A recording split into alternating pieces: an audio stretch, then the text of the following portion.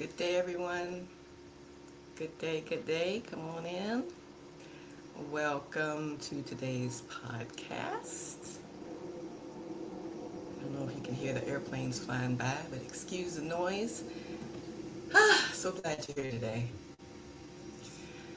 Please let me know where you are tuning in from and if you are watching live or a recording. And of course, as always, if you if you hear something of value, something hits home, please let me know in the comments. Your feedback is very helpful. For those of you new to my page, I am Karen Smith Frazier, and I help strong, capable people like you move beyond fear, guilt, and self-doubt so that they can confidently make the decisions that lead to meaningful change. In last week's podcast, I focused on the challenge that teachers and anyone else who works in schools face during this month of August. I mean, summer isn't over, but it feels over because thoughts keep drifting toward what's coming in September or, depending on where you live, late August. As a former school nurse, I am very familiar with that feeling. Whew, I do not miss that part of my job. Though I am a life coach and personal growth strategist now, my desire to use nursing skills to serve the community still kick in. This brings us to today's topic. What if my profession is not my vocation? Know the difference. Now, this topic came to mind after I posted a PSA, a public service announcement on Reels, encouraging families to get their children's health documentation, immunization records, and unexpired medication to the school before the first day of school. I'm not getting paid to do this. This is no longer my profession, but that desire to serve is part of my vocation.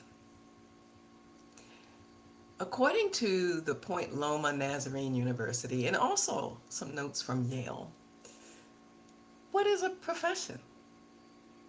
A profession is a career path that requires special knowledge, training, and qualifications. Some examples would be, for me, it was nursing school, clinicals, continuing education training, state required trainings, etc. And professions often have associations and memberships. For example, I was in the School Nurses Association that help keep up with the latest trends and strategies in providing the best care or using the best strategies to serve your clients or patients. Now, after 30 years, and in my last 30 years of nursing, in the last decade or so being in school nursing, I was drawn to something new and a different way to serve the community. Now, serving as Director of Operations for Africans on the East Side has fulfilled some of this desire, but not all. I found myself, during my nursing career, ignoring this gut feeling that the school nursing position I was in was not going to be a forever thing. I ignored it until I couldn't anymore. A car accident on a sunny afternoon woke me up, and as I sat in the car, what came out of my mouth was a form of surrender. Okay, God, you've got my attention. Having been forced to take time off to heal from a bonk on the head and other injuries, I made a choice to follow that gut feeling and invested time and resources into being more intentional with next steps. Not just doing what my parents, families, colleagues, and friends expected. There is a lot of pressure to find the right job that fulfills our emotional and financial needs. But the reality is that it often does not. This isn't necessarily a bad thing. A career path can provide the means to pay for other things you want to do or learn or explore. It's easy to forget that a job can be just a job, the means to paying the bills and supporting ourselves day to day and for the dreams we want to see come to life. I mean, that's part of our responsibility in community, right? All too often, many of us measure our self-worth by our jobs, though. This can cause a lot of pressure to find the perfect one that will satisfy all our emotional and vocational needs. And of course, there's nothing wrong with pursuing your passion. More on that later. But it is perfectly fine to have a profession that is enjoyable, that you're good at, but that may not necessarily correspond to your deepest sense of calling. All right, well, what about vocation? Vocation refers to an activity or function that one feels compelled to engage in on a personal level. It's like, I guess for me, there was this feeling of being drawn to something more. So not the compelled, like you're going to get punished if you don't do it, but it was almost like the fruits of my skills can only be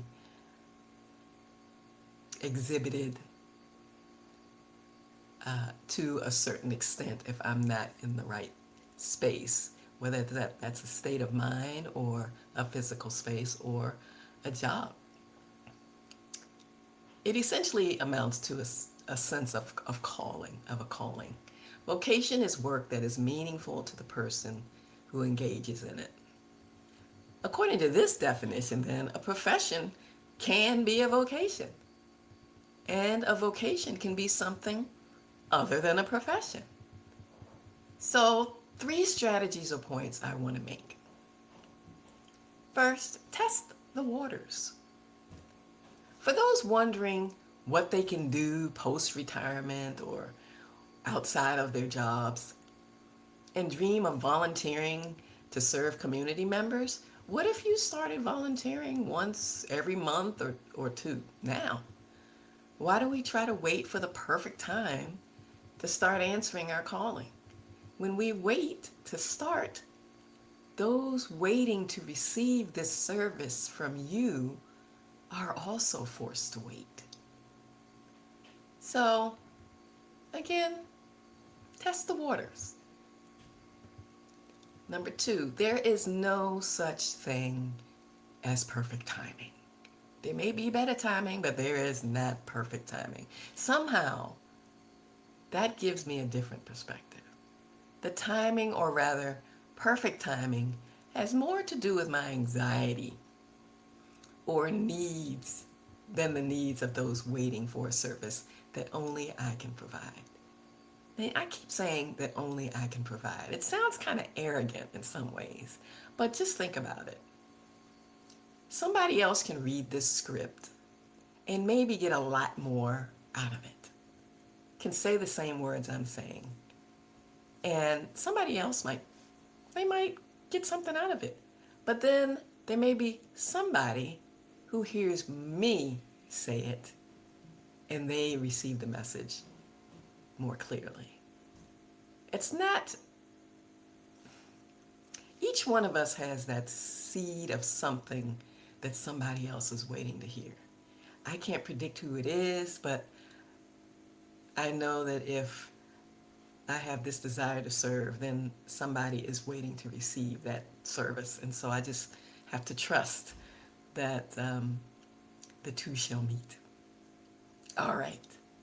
So that was, there is no such thing as perfect timing. Number 3, you do have options even when it doesn't look like it. Vocations can require certain training and requirements to belong to an organization or affiliation, for example, ordained ministry.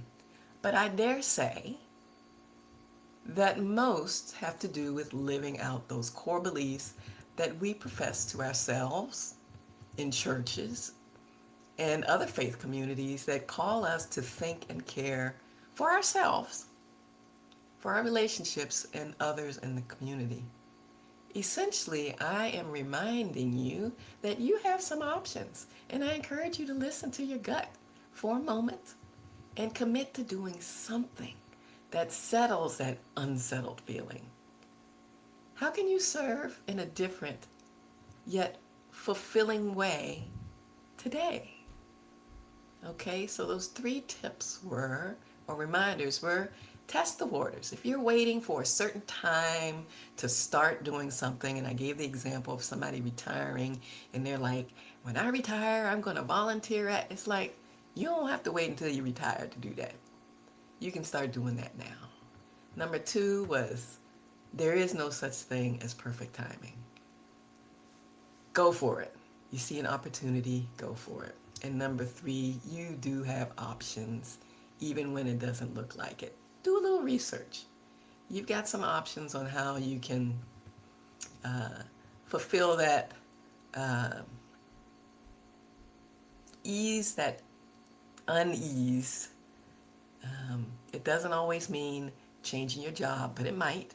It doesn't always mean leaving a relationship, but it might. So just keep your options open, but make a decision.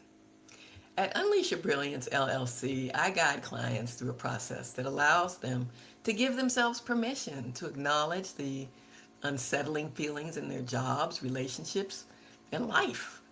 And if they are up to digging deeper to uncover strategies that can be applied daily to reach those goals and dreams, then that's something that I can help you do.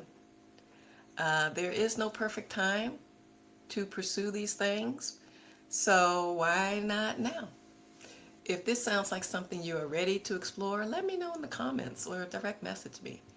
Getting you on the calendar and chatting is a no-cost way to uncover some of the hidden gems of those goals and dreams you've been putting off, and to let you know that that strange unsettled feeling in your gut is a sign of growth, not just that contaminated lettuce that we've been dealing with that's been going around.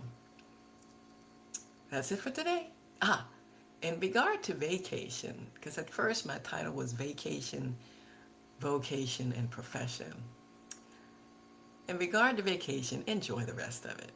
Don't let the plans for the fall take away your joy in this present moment. And as always, I remind you to unleash your brilliance, uncover your light. The world is waiting for you. Have a good week, everybody.